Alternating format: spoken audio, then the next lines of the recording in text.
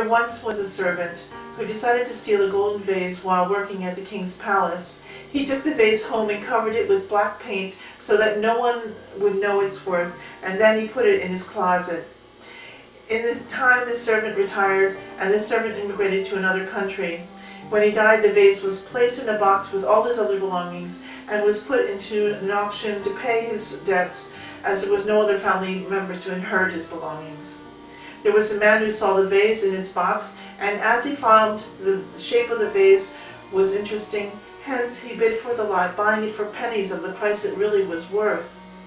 He took it home and placed it on the top of a shelf of the glass wall unit with the other vases that he collected. One day the man who bought the vase from the auction house asked his friend to come and play a game of cards. His friend said yes, but only if he could bring his brother that came from another town who was visiting with him. The man accepted the condition of his friend, and his brother, who was the curator of a museum, came to play. The wine came out, they played a few hours, and while taking a break, the curator noticed the interesting shape of the vase and inquired of his host where he had acquired the vase. The host explained it was from an auction house. Near the end of the evening, the owner became drunk and started losing heavily to the curator. Knowing the curator showed an interest in the vase, he offered the vase to settle his debts. The curator agreed, and both of them signed a paper to confirm the agreement. The same evening, the curator took the vase and inspected it carefully. To his surprise, he saw what he perceived to be a gold inside the vase.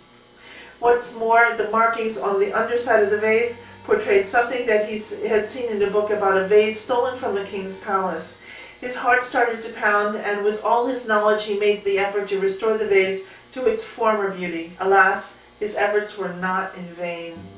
After having verified with the auction house where they had acquired the vase, he knew he had found what he had been searching for all his life and why he had studied to become a curator in the first place.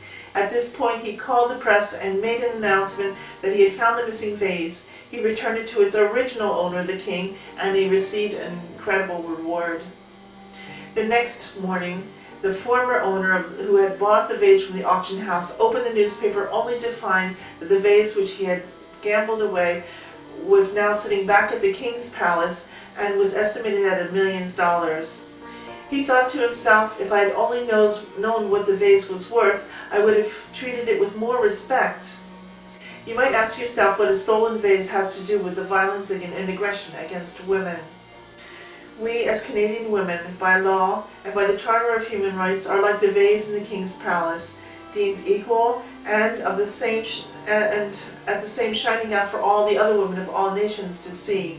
But there are those in this country who have no respect for the law, which deems women as equals, even though they know the law, and they choose to diminish us in equality and in value by covering us with their own values and thus not allowing women to shine as full-fledged Canadians. They do this by verbal, physical, and mental abuse. There are those who are, in fact, uneducated in how to respect women as being equals because they have not witnessed any better, just like the host who owned the vase, and because the servant had not covered it over, treated it with the same ill regard. In consequence, when he became educated of its worth, it opened his eyes of what he had done wrong. Lastly, just like the vase reinstated in the King's Palace, Canada needs to be, as it is in so many other areas, a country that puts in place programs for women who have been abused, which effectively takes off the layers of paint and dirt and transforms them into their former beauty.